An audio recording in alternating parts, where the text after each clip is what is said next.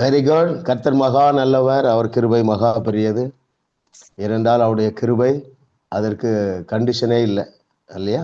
நிபந்தனை இல்லாத தேவனுடைய அன்பு, நிகரே இல்லாத தேவனுடைய ஆற்றல், இதுவே தேவன் நம்மேல் வைத்திருக்கிற கிருபை. நிபந்தனை இல்லை என்று சொன்னாலும் அவருடைய அன்பை இந்த கிருபையின் மூலமாக நாம் அதிகமாக உணர உணர உணர அவருக்கு கீழ்ப்படிவது எளிதாகி விடுகிறது. ஆகவேதான் அவருடைய கிருபை மகா பெரியது. எஸ், நம்முடைய 7th சப்ஜெக்ட் வந்து த வார் இஸ் ஓவர், யுத்தம் முடிந்தது. சரிங்களா? இதுல மொத்தம் நமக்கு 10 லெசன்ஸ், 10 வகுப்புகள். அதில் 7 வகுப்புகளை நாம் நிறைவேற்றி விட்டோம். இன்றைக்கு 8வது வகுப்புக்குள்ளாக கடந்து செல்கிறோம். 8வது வகுப்பிலே 15 மற்றும் 16வது அத்தியாயங்கள்ல 15th and 16th சாப்டர்ஸ், அதிலிருந்து அதிலே மறைந்திருக்கிற சகல விதமான சத்தியங்களையும் தேவனுடைய ஆவியானவர் நமக்கு வெளிப்படுத்துவார். இப்பொழுது நாம் நேரடியாக வகுப்புக்கு சென்று விடலாம்.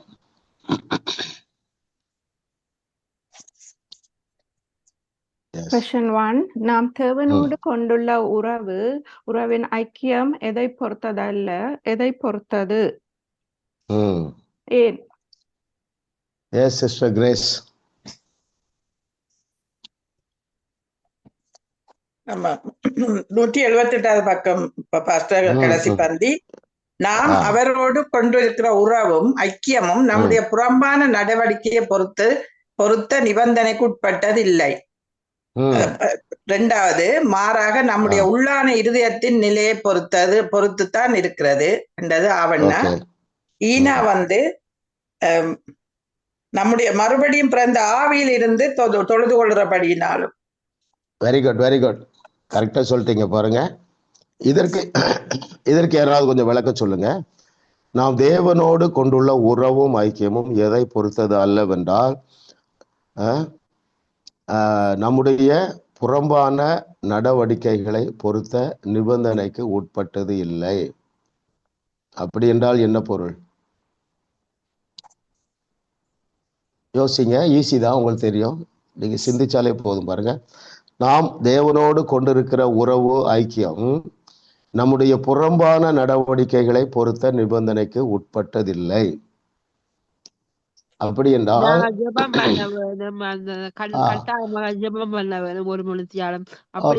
Very good. Yes yes yes. ஆமா, நாம என்ன நினைச்சிட்டு இருந்தோம்னா, நம்ம அதிகமான ஜெபம் பண்ணி அதிகமாக உபவாசம் பண்ணி நம்முடைய பிரயாசத்தினாலே நாம் தேவனோடு நல்ல நெருங்கி வாழ்ந்து விடலாம் என்று நாம் நினைத்தோம். ஆனால் அது அப்படி இல்லை. நம்முடைய உள்ளான இருதயத்தின் நிலையை பொறுத்ததா இருக்கிறது. அப்போ தேவனோடு நல்ல உறவுல இருக்கிறவர்கள் அவருடைய இருதயம் எப்படி இருக்கும்? சும்மா சொல்லுங்க. ஃப்ரீயா இருக்கும். ஏன் ஃப்ரீயா இருக்கும்? எங்களோட மறுபடியும் பிறந்த ஆவியில நாங்க பெர்ஃபெக்டட் அவரை போலவே இருக்கிறோம். அவரோட சன் போலயே எங்களை பாக்குறேன். Very good. அவர் அன்பு எங்கள்ட்ட இருக்கும், நெருங்கி இருக்கும் போது எங்களுக்கு இப்படி சொல்லலாமா? பாருங்க,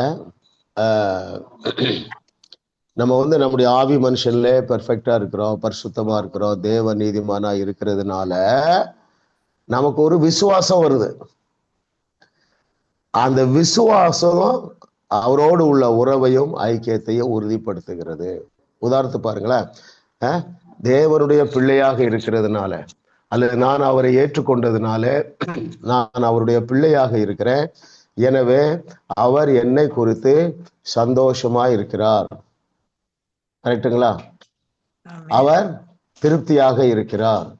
இந்த நாலேஜ் அவரோடு இருக்கிற உறவையும் ஐக்கியத்தையும் வலுப்படுத்தும். கரெக்டா இல்லையா? இல்லைன்னா நமக்கு சந்தேகம் வரும், அவரிடத்துல தைரியமாக போக முடியாது. ஒரு பயம், ஒரு சந்தேகம், ஒரு குற்ற உணர்வு. இந்த இருதய நிலைதான் முக்கியம். இருதயத்துல நமக்கு ஒரு விசுவாசம், ஒரு சமாதானம், ஒரு திருப்தி, இதுதான் தேவனோடு இருக்கிற ஐக்கியத்தை பலப்படுத்துகிறதா இருக்கிறது. நம்முடைய இருதயத்திலே நாம் எந்த ஸ்டேட்டஸ்ல இருக்கிறோம் என்பதை நீங்கள் அறிந்து கொள்ளுவீர்கள் என்றால் இருதயத்துல விசுவாசம் இருக்கும், மாத்திரமல்ல இருதயத்திலே சமாதானம் இருக்கும், ரெஸ்ட் இருக்கும். எல்லாரும் சொல்லுங்க, எல்லாரும் ரெஸ்ட் சொல்லுங்க. ஆமா, ரெஸ்ட், டிவைன் ரெஸ்ட். அந்த டிவைன் ரெஸ்ட் இருக்கும் பொழுது டிவைன் ஃபெய்த் இருக்கும். ஃபெய்த் இருக்கும்போது பதஷ்டம் இருக்காது. ஒரு உதாரணம் சொல்றேன் கேளுங்களேன். நம்முடைய இருதயத்தின் நிலை ஒரு ரெஸ்ட்ல இருந்தா இந்த கேள்வி கேட்க மாட்டோம். எந்த கேள்வி என்றால், ஏன் இன்னும் எனக்கு டிலே ஆகுது? அந்த கேள்வி இருந்தாலே இன்னும் கொஞ்சம் ரெஸ்ட்ல வரணும், விசுவாசத்துல வர வேண்டும். ஆமென். எல்லாருக்கும் அது சாத்தியம். யாருக்கு அது சாத்தியம் என்றால், விசுவாசிக்கிற எல்லாருக்கும் சாத்தியம். யாராலே விசுவாசிக்க முடியும் என்றால், சத்தியத்தை சரியாக அறிகிறவர்கள். எந்த சத்தியத்தை? எங்க அப்பா என்ன குறித்து சந்தோஷமா இருக்காருப்பா. இல்ல, ஒரு காரியம் போதும். என்ன காரியம்? நீங்கள் அவருடைய குமாரனை அவருடைய குமாரனாகிய இயேசு கிறிஸ்துவை சொந்த இரட்சகராக ஏற்றுக்கொண்டு அந்த குடும்பத்திற்குள்ள வந்துட்டீங்க. he so happy about you. இந்த உறவை நாம் அறிந்து கொள்ள அநேக பாவ எண்ணங்களிலிருந்து வெளியே வந்துடலாம். இந்த ரிலேஷன்ஷிப். அப்போ இதெல்லாம் தேவை இல்லையா? கண்டிப்பா தேவை. எது? ஜெபம் வேணும். எவ்வளவு முடியுதோ அவ்வளவு அதிகமாக அந்நிய பாஷை பேசுங்க. ஜெபம் என்றால் என்னது என்று தெரிந்து செய்யுங்கள். ஜெபம் என்றால் என்னது என்று தெரிவதற்கு நம்ம ஏற்கனவே அந்த கோர்ஸை முடிச்சிருக்கிறோம், சரிங்களா? பழைய அது ஆன்லைன்ல இருக்கும், நீங்க அதை பாருங்க, சரிங்களா? அப்போ தேவனோடு உள்ள அந்த ரிலேஷன்ஷிப்பு, அந்த ஃபெல்லோஷிப்பு எதுல இருக்கிறதுனா, நம்முடைய இருதயத்திலே வாசம் பண்ணுகிற அந்த தெய்வீக சமாதானம். அதுதான் தேவனோடு உள்ள ஐக்கியத்திலே நமக்கு ஒரு என்ன சொல்ல, ஒரு நல்ல ஒரு பிணைப்பை தருகிறதாக இருக்கிறது. Okay, very good. இரண்டாவது கொஸ்டின் போயிடலாம்.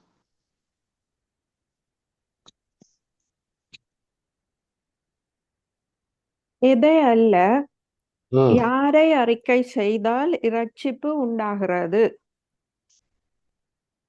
S yes sister Jaya.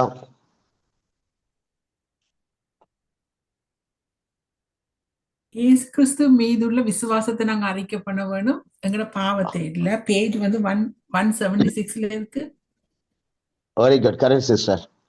எதை அல்லவென்றால், அதாவது பாருங்களேன், எதை அல்லவென்றால் பாவத்தை அல்ல. எதை அறிக்கை செய்தால் ரட்சிப்பு உண்டாகிறது என்றால், கர்த்தராகிய இயேசுவை நீ உன் வாயினாலே அறிக்கை செய்தால். இல்லையா? சரியான பதில். ஆமா, இல்லைன்னா நமக்கு ஒரு பயம் இருக்கும், நம்ம எல்லா பாவத்தையும் அறிக்கை செய்துட்டோமா இல்லையா என்று சொல்லல. ஆமா, நம்முடைய மறந்து போன பாவத்திற்கும் பரிகாரம் பண்ணிவிட்டார். அல்லேலூயா சொல்லுங்க. ஆமா ஆமா ஆமா ஆமா. நம்ம அறிக்கையிடாத பாவங்களுக்காக அவர் பரிகாரம் பண்ணிவிட்டார். நம்முடைய பாவங்களுக்காக மாத்திரம்தான் அவர் பரிகாரம் செய்திருக்கிறாரா? உலகத்தில் உள்ள எல்லாருடைய பாவங்களுக்காகவும் பரிகாரம் பண்ணிவிட்டாரா? உலகத்தில் உள்ள எல்லாருடைய பாவங்களுக்காக. Very good. அப்ப நமக்கும் அவர்களுக்கு என்ன வித்தியாசம்? இயேசு கிறிஸ்து தேவனுடைய குமாரன் என்று நம்ம விசுவாசிக்கிறோம், ரைட்? அந்த விசுவாசம் எதனாலே உண்டாயிற்று? கிருபையினாலே உண்டாயிற்று, இல்லையா? கிருபையினாலே விசுவாசத்தை கொண்டு நாம் ரட்சிக்கப்பட்டோம். ஆமா, பிறந்ததிலே கிறிஸ்தவ குடும்பத்துல பிறந்தோம். 70, 80, 90 ஆண்டுகள் வாழ்ந்தோம். வாஸ்ட் மெஜாரிட்டி கிறிஸ்டியன் ஃபேமிலியில ரட்சிக்கப்படலை. பாருங்களேன், நாமெல்லாம் இந்த சர்க்கிள்குள்ள வந்துட்டதுனால எல்லா கிறிஸ்தவர்களும் எல்லா கோயிலுக்கு போறவங்க ரட்சிக்கப்பட்டிருக்காங்கன்னு நினைக்கிறோம். அப்படி இல்லை, இல்லையா? நாம் கிறிஸ்தவ குடும்பத்திலே பிறந்திருந்தாலும் மறுபடியும் பிறக்க வேண்டும் என்பது இன்னொரு எக்ஸ்பீரியன்ஸு. அது எப்பொழுது நடக்கிறது என்றால், இயேசு கிறிஸ்துவை நாம் ஏற்றுக்கொண்டதுனால, அது கிருபையினாலே வந்த விசுவாசத்தினாலே தான் நம்ம ஏற்றுக்கொண்டிருக்கிறோம். இதை போல ஒரு பவர்ஃபுல் டிரான்ஸ்ஃபர்மேஷன் எதுவுமே கிடையாதுங்க உலகத்துல. நம்முடைய வாழ்க்கையில நடந்திருக்கிற மிகவும் பயங்கரமான ஒரு டிரான்ஸ்ஃபர்மேஷன் நாம் காணாத இயேசு கிறிஸ்துவை தேவனுடைய குமாரன் என்று விசுவாசிப்பதற்கு பெற்றிருக்கிற அந்த வெளிச்சம் எவ்வளவு பெருசு பாருங்க. இதுல நம்ம இதை கனெக்ட் பண்ணிடலாம். எதை? சொந்த குமாரன் என்று பாராமல் அவரையே நமக்கு தந்தளினவர், அவரோடு கூட மற்ற எல்லாவற்றையும் அருளாதிருப்பது எப்படி? இப்படி கேட்போமா? அவருடைய குமாரனையே நாம் விசுவாசிக்கிறோம் இல்லையா? அப்போ அவர் நமக்கு பண்ணி இருக்கிற எல்லாவற்றையும் விசுவாசியாமல் இருப்பது எப்படி? சான்ஸே கிடையாது. ஆமா, இயேசு கிறிஸ்து எனக்காக மரித்தார், எனக்காக அடக்கம் பண்ணப்பட்டார், எனக்காக உயிரோடு எழுந்தார் என்கிறதையே நாம விசுவாசிக்கிறோம். அப்ப எல்லாவற்றையும் விசுவாசிக்க முடியும். பிரச்சனை என்னன்னா, நம்ம மதத்துல மாட்டிக்கிட்டு இருந்தோம். எங்க அப்பா என்னை குறித்து சந்தோஷமா இல்லைங்கிற பொய்யை நம்ப வச்சுட்டாங்க. வாழ்க்கையிலே அநேக ஆண்டுகளை இழந்து போனோம். ஆனாலும் சந்தோஷப்பட்டு களி கூறுங்க. எல்லாருமே 120 ஆண்டுகளுக்கு மேலாக வாழ போறோம். உலகத்தை நாம் அவருடைய நாமத்திற்காக, அவருடைய நாம மகிமைக்காக உழுக்க போகிறோம். அல்லேலூயா. மூன்றாவது கேள்வி போயிடலாம்.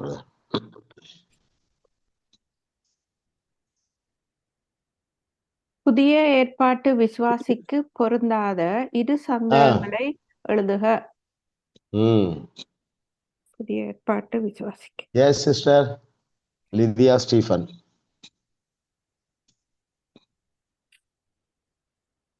அன்மியூட் பண்ணிடு. 182வது பக்கம் முதலாவது paragraphல இருக்குது. அதில் எழுதப்பட்டிருக்கிறது, நாங்கள் என்று நாங்கள் நினைக்க கூடாது, நாங்கள் தகுதி உள்ளவர்களாக இருக்கிறோம் என்று நாங்கள் நினைக்கணும்.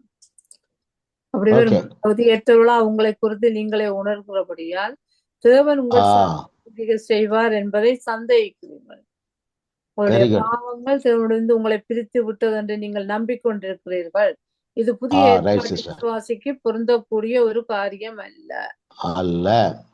கேள்வி என்ன? புதிய ஏற்பாட்டு விசுவாசிக்கு பொருந்தாத இரு சந்தேகங்கள். முதலாவது பாருங்க, தேவன் உங்கள் சார்பில் கிரியை செய்வார் என்பதை மதம் சந்தேகிக்க வச்சுட்டு, அதாவது தேவன் என்னையும் ஆசீர்வதிப்பார் என்பதுல எல்லாருக்கும் சந்தேகம் இருந்தது இல்லையா?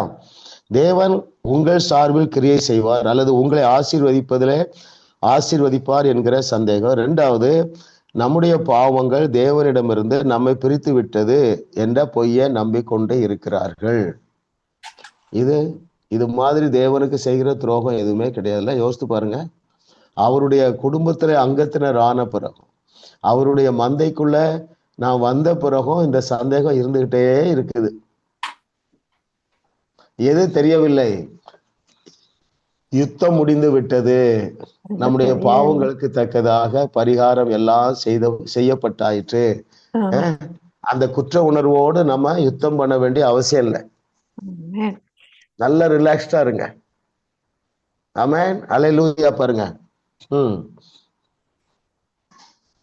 எல்லாருக்கும் இருந்தது. நான் இன்னும் எதையாவது செய்தாதான் தேவனால் என்னை நேசிக்க முடியும், இன்னும் நான் நிறைய காரியங்களை செய்து என்னை சரி செய்து என்னுடைய ஜெப வாழ்க்கையை கூட்டி என்னுடைய பக்தி வாழ்க்கையை கூட்டினாதான் தேவனால் என்னை ஆசீர்வதிக்க முடியும் என்கிறது பச்சை பொய்யுங்க. ஆமா, நான் நல்லா சொன்னேன். பெரிய டிரான்ஸ்ஃபர்மேஷன் நடந்திருக்கு. இந்த சால்வேஷன் ஜோயே, ஆமா, அதற்கு இந்த சால்வேஷனுக்கு ஈடான என்னது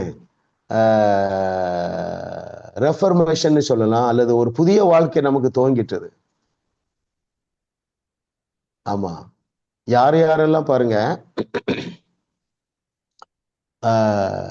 நம்ம கிங்ஸ் அண்ட் குயின்ஸ் அசம்பிளிக்கு வர்ற சின்ன பிள்ளைகளுக்கெல்லாம் நல்லா புரியுது,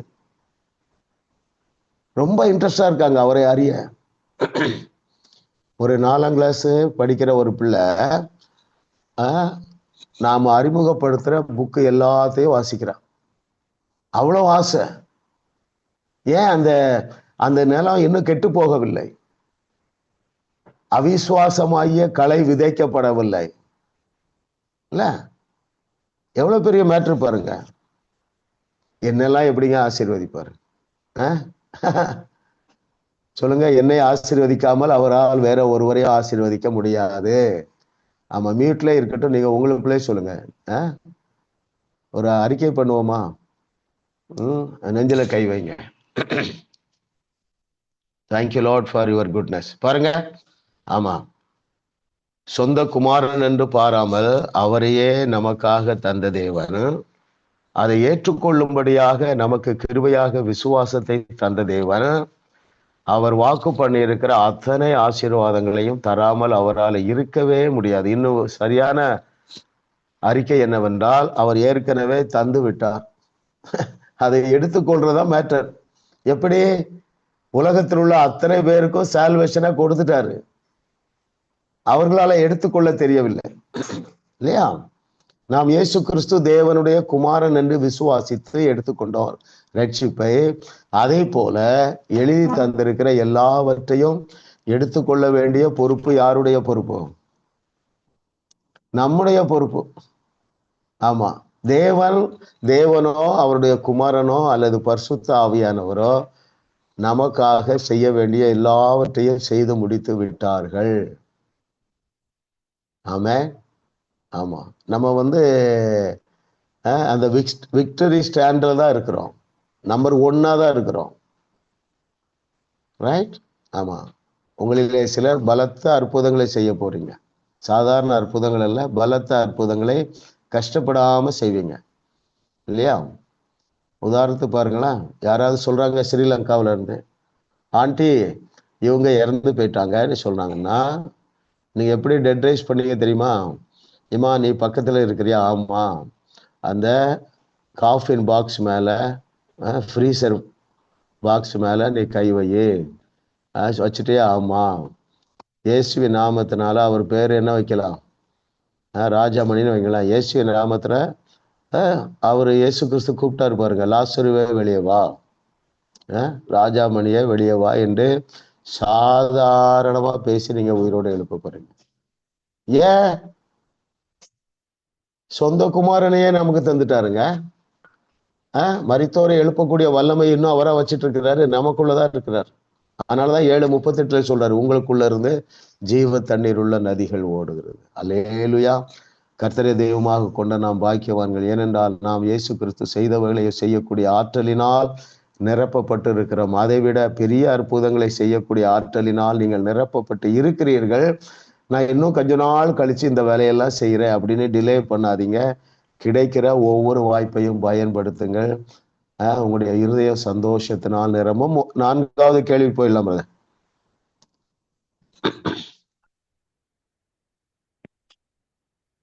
எது நம்மை ரட்சிக்கவில்லை, எது நம்மை ரட்சித்தது?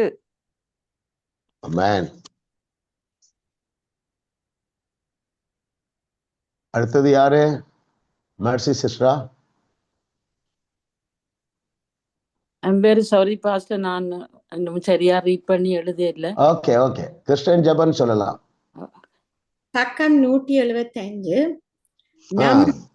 நம்முடைய பாவங்களை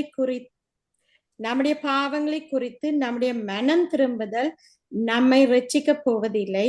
மாறாக இயேசு கிறிஸ்து நமக்கு என்ன செய்து முடித்தாரோ அதன் மீது விசுவாசம் வைத்து அவரிடம் திரும்புவதே நம்மை ரட்சிக்கும்.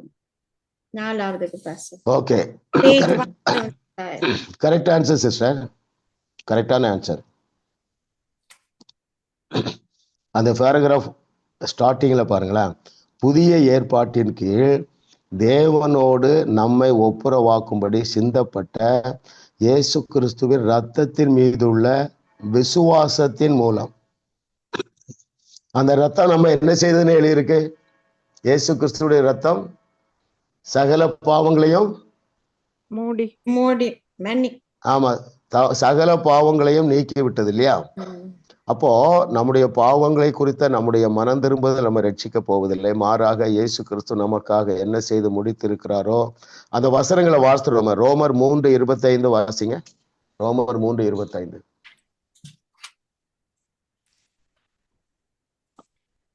ரோமர் 3:25. தேவன் பொறுமையாயிருந்து முற்காலத்தில் நடந்த பாவங்களை தாம் பொறுத்து கொண்டதை குறித்து தம்முடைய நீதியை காண்பிக்கும் பொருட்டாகவும் தாம் நீதி உள்ளவரும். பைபிள்ல படிங்க, பைபிள்ல படிக்கிறீங்க. ரோமர் 3:25. சரி, ஓகே.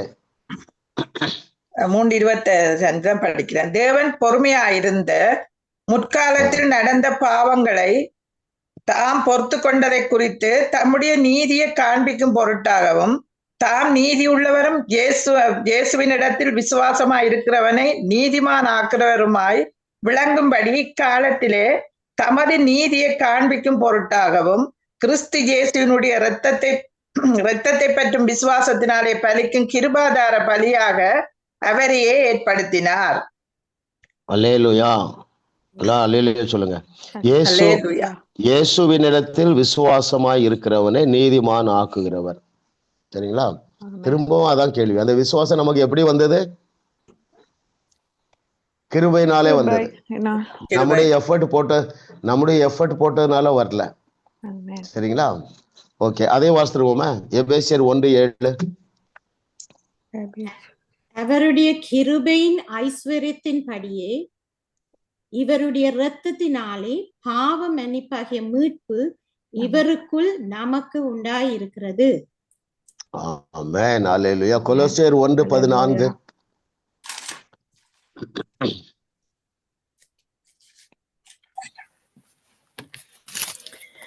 அவருக்குள் அவருடைய இரத்தத்தினாலே பாவ மன்னிப்பாகிய மீட்பு நமக்கு உண்டாயிருக்கிறது. உண்டாக போகிறதா? உண்டாயிருக்கிறதா? உண்டாயிருக்கிறது. அது நம்முடைய வாழ்க்கையில எப்போ அது வெளிப்பட்டது? மறுபடி பிறந்த பொழுது. Very good, very good. கர்த்தர் நல்லவர். எஸ் பிரதர், அடுத்த क्वेश्चन போவோம்.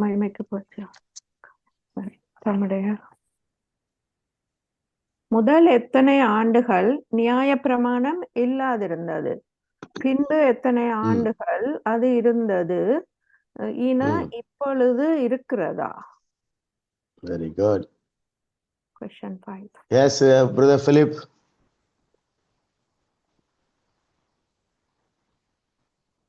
ரெண்டாயிரத்தி 500 ஆண்டுகள் இருந்தது பிரமாணம். 1500 ஆண்டுகள் நேப்ராம் இருந்தது. 2500 ஆண்டுகள் இருக்கவில்லை, இப்பொழுது இல்லை. Okay, okay, very good. அப்போ உலகம் தோன்றினது முதல் அல்லது மனுஷன் சிருஷ்டிக்கப்பட்ட நாள் முதல் எது வரைக்கும் யாரு வரைக்கும் நியாயப்பிரமாணம் இல்லாது இருந்தது? மோசே காலம் வரைக்கும் இல்லாம இருந்தது. அப்போ மோசே காலம் முதல் யாருடைய காலம் வரைக்கும் நியாயப்பிரமாணம் செயல்பாட்டில் இருந்தது? இயேசு கிறிஸ்துவின் காலம் வரைக்கும். ஓகே, இல்ல இந்த அளவுக்கு தேவன் நமக்கு தெளிவாக கற்றுத் தருகிறார் பாருங்க. ஓகே, அடுத்த question போயிடுவோமா?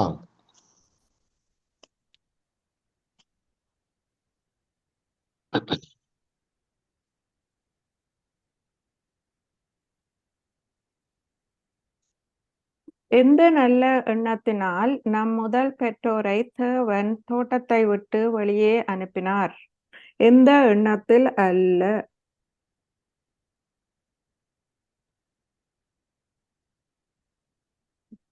S yes sister Maheswari. 194வது பக்கம் பாஸ்டர். கடைசி வரிகள்ல இருக்கு, அவர்களை புறம்பே தள்ள வேண்டும் என்பது தேவனுடைய நோக்கம் அல்ல, மாறாக தேவனுடைய அன்பே ஆதாம் ஏவாளை தோட்டத்திலிருந்து வெளியே அனுப்பும்படி செய்தது. ஓகே, அதாவது பாருங்க, தேவனால் சொல்லப்பட்ட சாபம் இவர்கள் பாவம் செய்த உடனே அப்ளிகபிள் ஆயிற்று இல்லையா? அது கொடூரமான தண்டனை, நிரந்தரமாக தேவனிடத்திலிருந்து பிரிந்திருக்கிற ஒரு தண்டனை, அதோடு கூட மாம்சத்திலேயே ஏராளமான பிரச்சனை. அப்போ அழியாமைக்காகவே சிருஷ்டிக்கப்பட்ட மனுஷன் பாவம் செய்த உடனே அழிவுக்குள்ளாக போயிட்டான், தேவனை விட்டு பிரிஞ்சிட்டான். இப்போ நிரந்தரமாக வாழ்ந்து அந்த கஷ்டத்தோடு அவர் வாழக்கூடாது என்கிற நல்ல எண்ணத்துல இன்னொரு காரியத்தை செய்தார். என்ன செய்தார்? அவருடைய நிர்வாணத்தை, அந்த வெட்கத்தை அவங்களால தாங்க முடியல. எனவே முதலாவது பலி செலுத்தி ஒரு மாடு அல்லது ஒரு காளையை கொன்று அந்த தோலை எடுத்து அவர்களுக்கு ட்ரெஸ் பண்ணி தோட்டத்தை வெளியே அனுப்பினாரே தவிர உறவை துண்டித்துக் கொள்ளுவதற்காக அவர்களை வெளியே அனுப்பவில்லை. நம்ம இன்னும் அடுத்த நெக்ஸ்ட் வீக்ல இது இன்னும் டீட்டெயிலா வருது. ஆமா, அதனால இதை நம்ம புரிஞ்சுக்கிட்டா நல்லது. பாருங்களேன், தேவன் அவர்களை நிராகரிப்பதற்காக வெளியே அனுப்பி இருந்தால் காயினோட பேசியிருக்க மாட்டார் இல்லையா? ஆமென். வேண்டாம், மனுக்குலமே எனக்கு வேண்டாம், டிஸ்கனெக்ஷன் அப்படின்னு சொல்லல. பாருங்க எந்த அளவுக்கு காயினோடு பேசுகிறாருன்னா, அவன் சத்தம் கேட்குது, அவனுக்கு தேவனுடைய சத்தம் காயினுக்கு கேட்குது. காயின் டிஸ்கஸ் பண்றான், தேவன் அதுக்கு பதில் சொல்றாரு. பாருங்க, அப்போ அவரு உறவை துண்டிப்பதற்காக முதல் பெற்றோரை வெளியே அனுப்பவில்லை. சரிங்களா? கர்த்தர் நல்லவர், அவர் கிருபை என்றும் உள்ளதில்ல. அவர்களை மனுக்குலத்தை மீட்டெடுக்க வேண்டும், தன்னுடைய ஒரிஜினல் ஸ்டேட்டஸ்ல வைக்க வேண்டும் என்பதற்காக இயேசு கிறிஸ்து வெளிப்பட்டார். எப்பவுமே பிந்தின ரசத்தை விட முந்தின ரசம் சுவையுள்ளதாகத்தான் தேவன் செய்திருக்கிறார். தேவன் மனிதர்கள் முதலாவது சிருஷ்டிக்கப்பட்ட பொழுது தேவனை போலதான் சிருஷ்டிக்கப்பட்டார்கள்.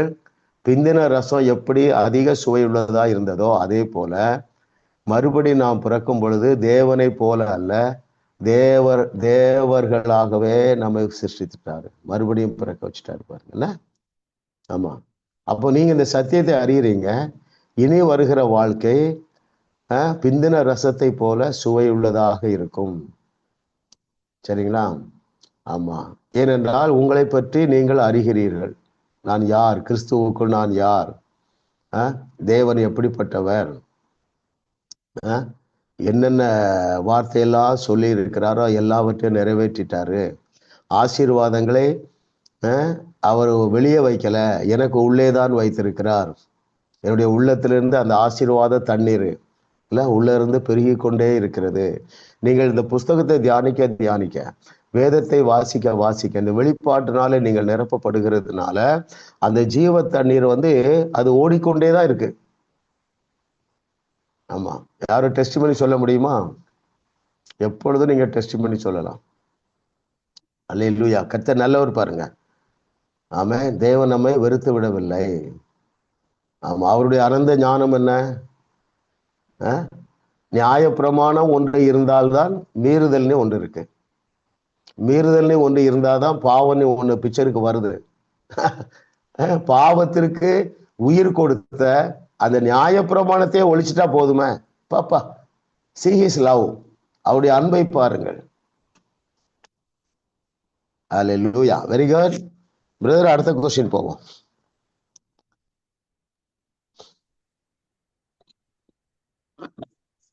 தேவன் நம்மை முற்றிலும் நேசிக்கிறார் என்னும் உறுதியான உண்மை எதை பொறுத்ததல்ல, எதை பொறுத்தது?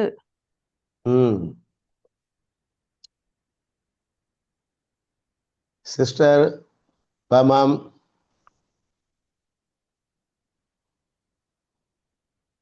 நீங்க புரிந்து கொண்டதை சொன்னா போதும், அன்மியூட் பண்ணிடு. எஸ் சிஸ்டர், தேவன் நம்மை முற்றிலும் நேசிக்கிறார் எனும் உறுதியான உண்மை எதை பொறுத்ததல்ல, எதை பொறுத்தது? Yes sister. 183 பக்கத்துல இருக்கு. கர்த்தர் யார் என்பதை நாங்கள் அறிந்திருக்கிறதுல தான் இருக்கிறது.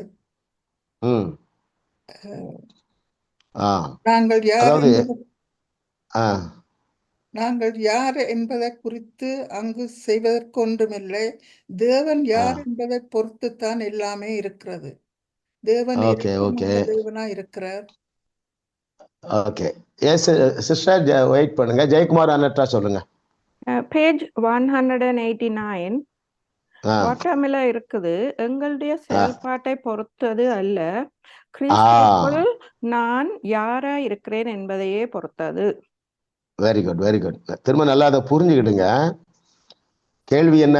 தேவன் நம்மை முற்றிலும் நேசிக்கிறார் எனும் உறுதியான உண்மை எதை பொறுத்தது அல்ல என்றால் நான் என்ன செய்கிறேன் என்ன செய்யவில்லை என்பதை பொறுத்து அல்ல.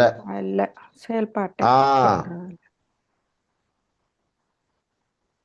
நம்ம எல்லாருக்கும் தெரியும், நம்முடைய பலவீனங்கள் நம்முடைய எல்லாருக்கும் தெரியும்.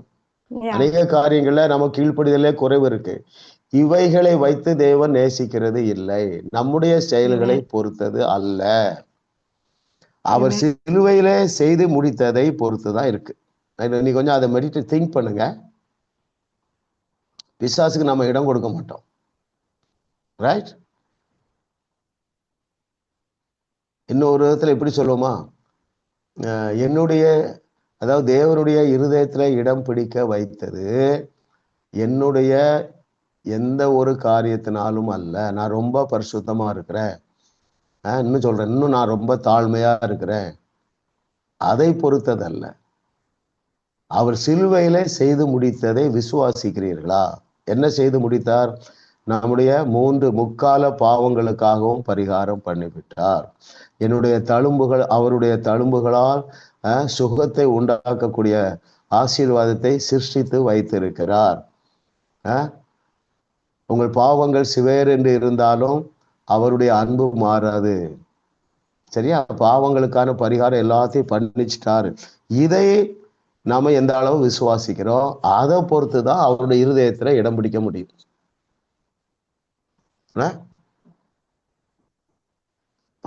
ஆண்டு தைரியம் எழுதுறாரு பாருங்க, பாவம் தடையே இல்லை, அறியாமைதான் தடை. எதை? என்னுடைய இந்த பாவத்தின் மத்தியிலும் அவர் என்னை நேசிக்கிறார் என்று நீங்க விசுவாசிட்டீங்கன்னா அநேக பாவங்கள்ல இருந்து வெளியே வந்துடுவீங்க. இருதயத்துல ஒரு என்ன வந்துடும்? ரெஸ்ட் வந்துடும். எப்பா, my daddy so please with me. எவ்வளவு ஒஸ்டான ஸ்டோரி சொல்றாரு பாருங்க.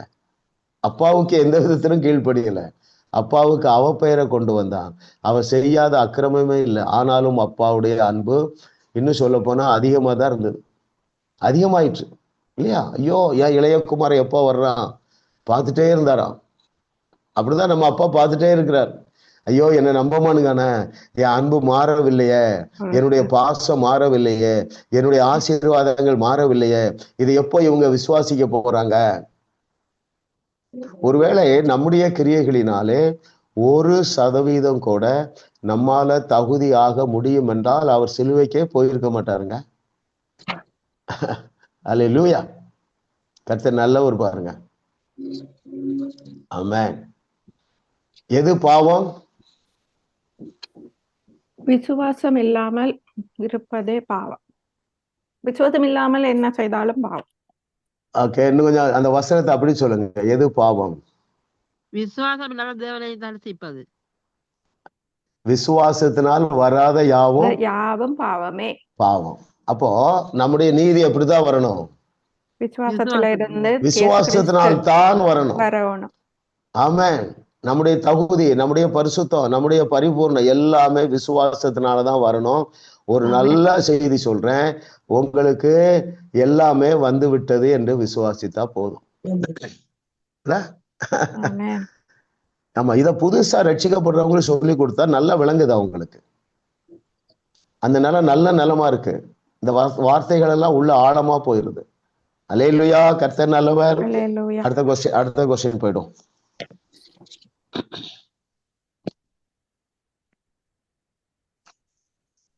இரண்டாயிரம் ஆண்டுகளாக சபை பிரசங்கிக்கும் பொய் என்ன?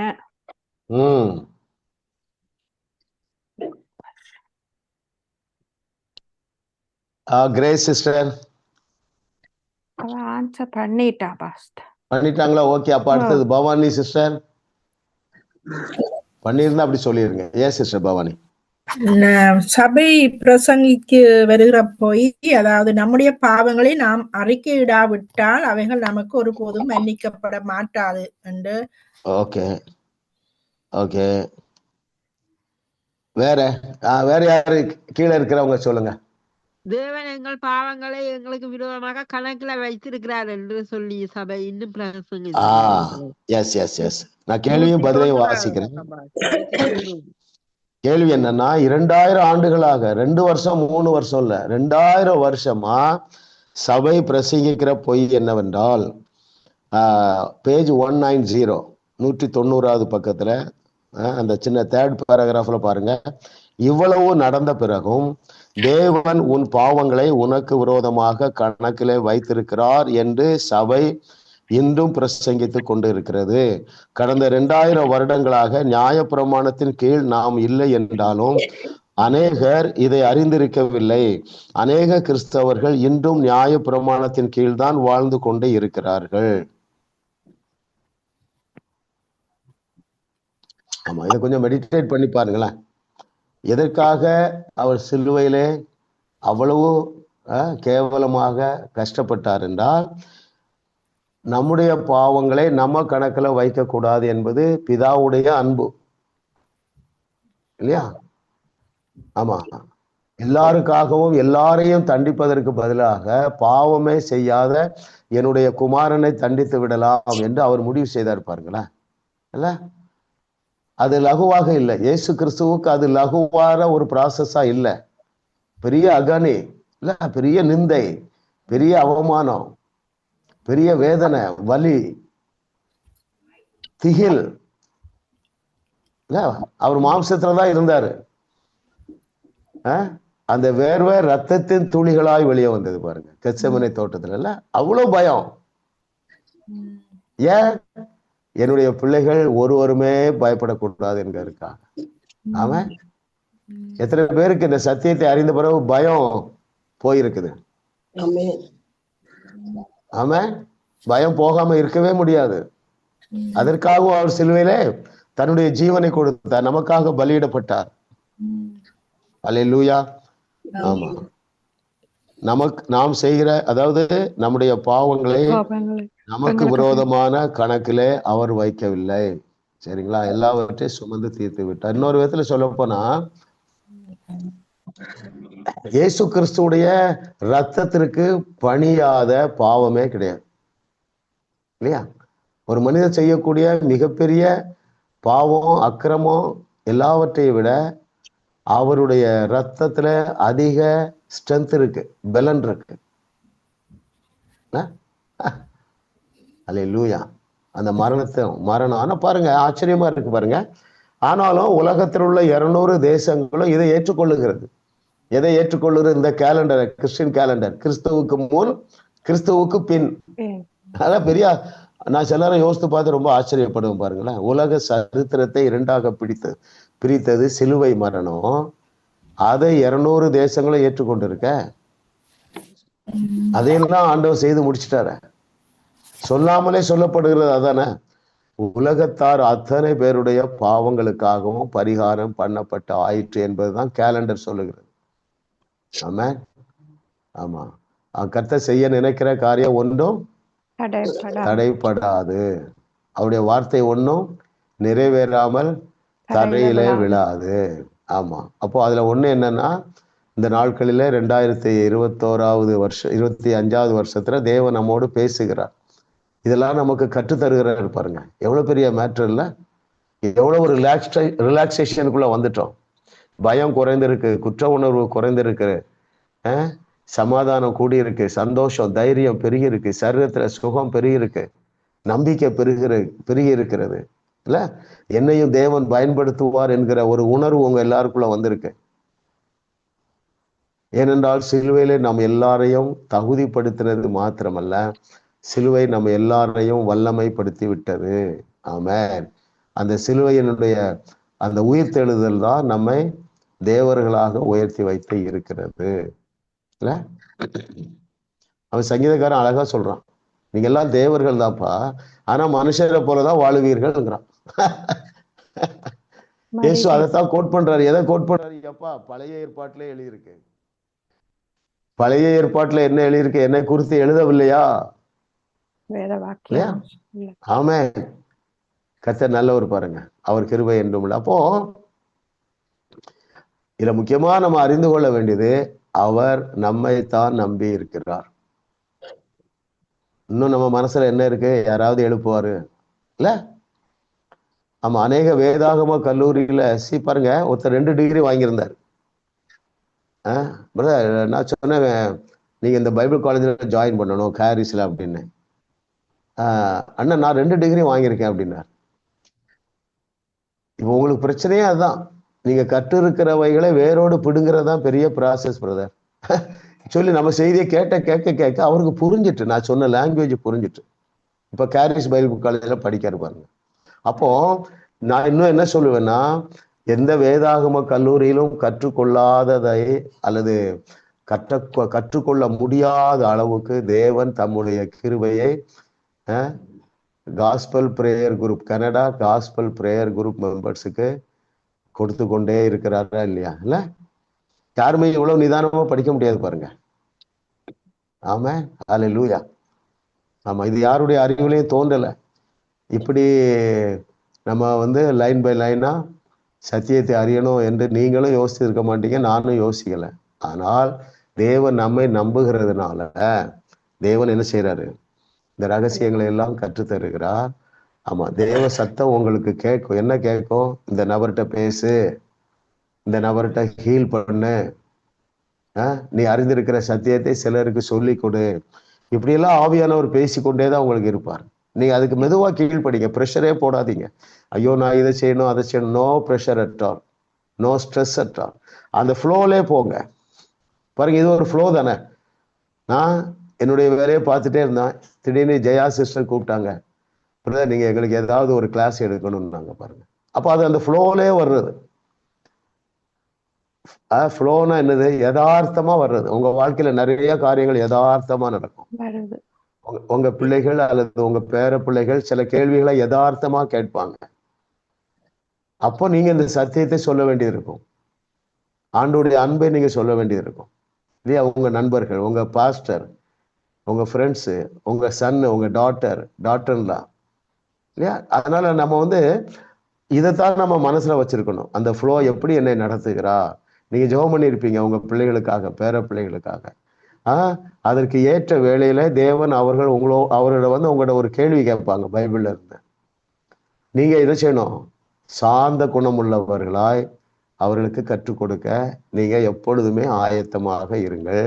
அந்த வழி எஃபர்ட்லெஸ் வழியா இருக்கும். சரிங்களா? கர்த்தர் நல்லவர். அப்போ 2000 வருஷமாக அல்லது 2024 வருஷங்களாக சபை என்ன போதிக்கிறது என்றால், தேவன் உன் பாவங்களை உன்னுக்கு விரோதமாக கணக்கிலே வைத்திருக்கிறார், அவர் சிலுவையிலே எல்லாவற்றையும் செய்து முடித்து விட்டார் என்கிற வார்த்தைக்கு வேல்யூ இல்லாம போயிற்று. யாரு சொல்றா கர்த்தர் எனக்காக எல்லாவற்றையும் செய்து முடிப்பார் என்று?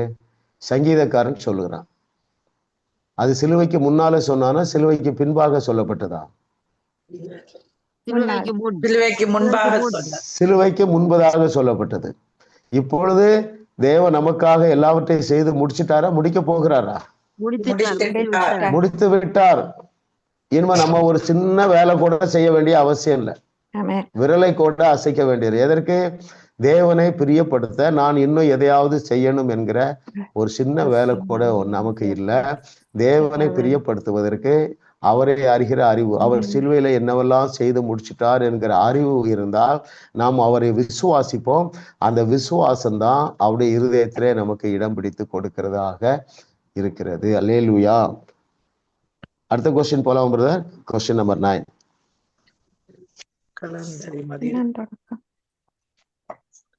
தோட்டத்தை விட்டு வெளியேறின பெண் தேவன் மனுஷனோடு கொண்டிருந்த 3 உறவுகள் யாவை? எஸ், தோட்டத்தை விட்டு வெளியேறின பின்பு. Yes, even they left out the garden. தேவன் அவர்களோடு மனுஷர்களோடு கொண்டிருந்த உறவுக்கு 3 உறவுகள்.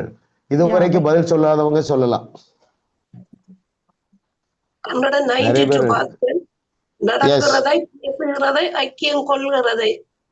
Very good. ஆமா, அந்த 3 உறவும் இருக்கு இல்லையா? கர்த்தர் நல்லது பாருங்களேன். 191 வாசிக்கிறேன். பாட்டம் மோஸ்ட் தொடர்ந்து கொண்டிருந்த ஐக்கியம். பின்பு அடுத்த அதிகாரத்தில் ஏதேன் தோட்டத்தை விட்டு அவர்கள் வெளியேறிய பிறகு தேவன் தொடர்ந்து மனுஷனோடு நடக்கிறதை 1, 2வது பேசுகிறதை, 3வது ஐக்கியம் கொள்ளுகிறதை நாம் காண்கிறோம். கேட்கத்தக்க சத்தத்தில் தேவன் இன்னும் அவர்களோடு பேசி ஐக்கியம் கொண்டிருந்தார். ஆமென், அல்லேலூயா சொல்லுங்க. ஹalleluya. ஆமா, நம்ம எல்லாருமே முற்றிலுமாக தகுதியாக்கப்பட்டு விட்டோம். ஆகவே நம்மளோடு நல்ல ஐக்கியத்துல தான் இருக்கிறார். காயின் கொலை செய்துட்டான், அவனை குவாலிஃபை பண்ணல, குவாலிஃபை பண்ணாமலே அவனோடு பேசுகிறாரு இல்லையா? நம்மை குவாலிஃபை பண்ணிட்டாரு. அப்ப நம்மளோட எவ்வளவு ஐக்கியத்துல இருக்கிறாரு பாருங்களேன். ஆமா. சோ அந்த கிறிஸ்தவ வாழ்க்கையில நம்முடைய பிரீதிங்கே என்னன்னா ஃபெய்த் தான். என் கூட இருக்கிறாரு. அவர் என்ன சொல்றாரு? உன்னை விட்டு விலகுவதும் இல்லை, உன்னை கைவிடுவதும் இல்லை. அப்ப நம்மோடு கூட தான் இருக்கிறாரு. அப்ப நம்ம என்ன செய்ய வேண்டியதில்லை? வாருன்னு கூப்பிட வேண்டியதில்லை இல்ல இல்ல. வாரும் தூய ஆவியே என்று பாடக்கூடாது. வல்லமை தாரும் என்று பாட வேண்டியதில்லை. வல்லமை தந்து விட்டீரையா என்று தான் பாடணும். எனக்குள்ள இருக்கிறாரு இல்லையா? ஆமா, கர்த்தர் நல்லவர் பாருங்க. ஆமா, அப்போ யோசித்து பாருங்களா, முதல் கொலையை செய்த, இப்படியே நம்ம புரிஞ்சிருக்கிற மாதிரி ஏற்றுக்கொள்வோம், ஏதேன் தோட்டத்தை விட்டு தள்ளப்பட்ட முதல் பெற்றோருடைய குமாரனாகிய காயினோடு அவர் நடந்தார், பேசினார், ஐக்கியம் கொண்டார் என்றால், அந்த பாவிகளிடத்துல ஐக்கியம் கொண்டிருந்தார் என்றால், பரிசுத்தமாக்கப்பட்டு நீதிமானாக்கப்பட்டு பரிபூர்ணமாக்கப்பட்ட நம்மோடு எவ்வளவு ஐக்கியத்துல இருக்கிறார். ஆமா. ஆனா எல்லாமே எதனாலதான் முடியுதுன்னா, ஜஸ்ட் பை ஃபெய்த் தான். அங்கதான் வச்சுட்டார் ஃபெய்த். It honours. ஏன் தேவன் ஃபெய்த்துக்கு அவ்வளவு இம்பார்ட்டன்ஸ் கொடுக்கிறாருன்னா, அது அவருக்கு கொடுக்கிற ஒரு ஆனர். என்ன ஆனர்? என்ன ஆனருக்கு தமிழ் என்ன? மரியாதைன்னு வச்சுக்கிடுமா? அது அவருக்கு கொடுக்கிற ஒரு மரியாதை, ரெவரன்ஸ் இல்ல? ஆமா. ஓகே, பாருங்க, எது அவருக்கு ஒரு மரியாதைன்னா, சிலுவையில் அவ்வளவு கஷ்டப்பட்டார. அப்போ அதனாலே நமக்கு என்னெல்லாம் நடந்திருக்கு என்பதை நாம் அறிந்து ஏற்றுக்கொள்ளவில்லை என்றால் அவரை நாம் அவமதிக்கிறோம். அதை எழுதியிருக்கிற எல்லாவற்றையும் நாம் விசுவாசிப்போம் என்றால் அவருக்கு நாம் மரியாதை செலுத்துகிறோம் இல்லையா? கர்த்தருக்கு பயப்படுதல் என்றாலே அதான், அவருக்கு மரியாதை செலுத்துறது. இன்னொரு விதத்துல சொல்ல போனா, கர்த்தருக்கு பயப்படுதல் என்றால் கர்த்தரை விசுவாசிப்பது. சரிங்களா? கர்த்தருக்கு பயப்படுதலே ஞானத்தின் ஆரம்பம். ஞானத்தை குறித்து பவுல் சொல்றாரு பாருங்க, இயேசுவையே பிதா உங்களுக்கு ஞானம் ஆகிட்டாரு. அல்லேலூயா. ஆமா. ஆகையினால நம்முடைய இந்த வேர்ல்ட் ஷேக்கர்ஸ் பைபிள் காலேஜில் படிக்கிற நீங்கள், as it is said, you will shake the world without effort. அதான் முக்கியம், எஃபர்ட்லெஸ். நான் அங்க போகணும் இங்க போகணும், இப்போதான் எல்லாம் ஆன்லைன்ல முடியுது பாருங்க. ஒரு 20 வருஷத்துக்கு முன்னாடி இப்படி கிளாஸ் எடுக்கவே முடியாது, ஜூம்னு ஒண்ணு இல்லையே. ஹல்லேலூயா. ஆமென், ஹல்லேலூயா. ஆமா, கர்த்தர் எந்த அளவு கொண்டு போறாரு பாருங்க. உங்களுக்கு பாருங்க, நீங்க என் மேல் ரொம்ப பாசம் வச்சிருக்கீங்க, அது எனக்கு ரொம்ப சந்தோஷமா இருக்கு இல்லையா? உங்களுடைய அன்பிற்காக நான் தேவனை துதிக்கிறேன், உங்களுக்கு நன்றி சொல்லுகிறேன். நானும் உங்களோடு கூட சேர்ந்து இதுல வளர்றேன் பாருங்க. இப்போ மிராக்கிள்ஸ் ரொம்ப சாதாரணமா நடக்குது. அன்னைக்கு ஒரு சிஸ்டர் வந்து சொன்னாங்க, ஐயா இந்த இடது கை தூக்கவே முடியலையா, வலிக்குனாங்க. ஒரே ஒரு வார்த்தை சொன்னேன், சிஸ்டர் நீங்க சுகமாயிட்டீங்க, தூக்குங்கன்னு. தூக்கிட்டாங்க பாருங்க. அதான் சொல்றேன், எஃபர்ட்லெஸ். கஷ்டம், இயேசு நாமத்துல போ, சுகமாக. போயிட்டு சிஸ்டர், கைவலி சுகமாயிற்று. அந்த கைவலி எப்போ சுகமாச்சு? 2000 வருஷத்துக்கு முன்னாலே சுகமாயிற்று. அப்போ இந்த நாலேஜ், இப்போ நீங்க பாடன தோட்டத்தை விட்டு வெளியே அனுப்பின பிறகும், அல்லது காயின் பரிசுத்தமாக்கப்படாதிருக்கும் பொழுதும், அல்லது காயின் செய்த பாவத்திற்கு பரிகாரம் செய்யப்படாதிருக்கும் பொழுதும் காயினோடு தேவனால் ஐக்கியம் கொண்டிருக்க முடியும் என்றால், அவருடைய ரத்தத்தினாலே கழுவப்பட்ட நம்மோடு அவர் தன்னுடைய ஐக்கியத்தை குறைத்து கொள்ளவே மாட்டார். சந்தோஷப்பட்டு கழி கூறுங்க. கடைசி கொஸ்டின் போயிடலாம்.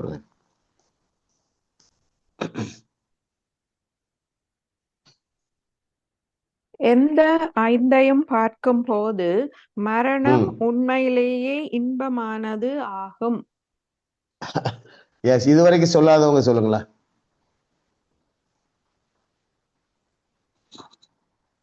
சலோமே, ஜாஸ்மி, ரூத்து. 194வது பக்கத்துல பாச. சொல்லுங்கம்மா. கண்ணீர் இல்லை, துயரம் இல்லை, எந்த வேதனையும் இல்லை, ஒரு குறைவோட வாழ வேண்டிய அவசியம் இல்லை. கரெக்டான பதில் தான். இன்னும் கொஞ்சம் பெட்டர் ஆன்சர் இருக்கு. யாராவது சொல்லுங்க. எந்த 5ஐயும் பார்க்கும்போது மரணம் உண்மையிலேயே லாபமானது ஆகும்? 193வது பக்கத்துல இருக்கு பாசல். மரணத்தை நாம் தேவனிடம் கடந்து செல்ல வேண்டிய ஒரு நேரம் என்றும் சகலமும் குறைவில்லாமல் பூர்ணமாய் இருக்கிற ஒரு ராஜ்யத்துக்குள் நேரம் என்றும் அதை ஒரு நல்ல நேர்மறையான கண்ணோட்டத்திலேயே நாங்கள் பார்ப்பீர்கள், நாங்கள் பார்ப்போம். நமக்கு அங்கே கண்ணீர் இல்லை. ஓகே, பாருங்க பேஜ் 193ல 3rd பேராகிராஃப் பாருங்களேன். 1 பொய் பேசுகிற இடத்துல நம்ம இப்ப இருக்கிறோம். 2வது ஏமாற்றுகிற ஒரு இடத்துல இருக்கிறோம். 3வது திருடுகிற ஒரு இடத்துல இருக்கிறோம். 4வது எப்பொழுதும் எல்லா இடங்களிலும் பொல்லாங்கான காரியங்களையே யோசிக்கிற ஒரு இடத்துல இருக்கிறோம். 5வது அதையே செய்கிற ஒரு இடத்தில் நீங்கள் என்றென்றைக்கும் நித்தியத்திற்கும் வாழ்ந்து கொண்டிருப்பீர்கள். இந்த வெளிச்சத்தில் இதை பார்க்கும்போது மரணம் உண்மையிலேயே லாபமானதுதான். இதுதான் பவுல் சொல்றான். என்ன சொல்றான்? எப்பா, நான் போறது எனக்கு நல்லது, ஆனா நான் உயிரோட இருந்தா உங்களுக்கு நல்லதுங்கிறான். ஆமேன்னு சொல்லுங்க. ஆமா ஆமா ஆமா. அப்போ உங்களிடத்துல அதிக வெளிச்சத்தை ஆண்டவர் கொடுத்துட்டே இருக்காரு. நீங்கள் பல ஆண்டுகள் வாழ்ந்து அநேகருக்கு ஆசீர்வாதமாக இருக்க வேண்டும் என்பது தேவனுடைய சித்தமாக இருக்கிறது.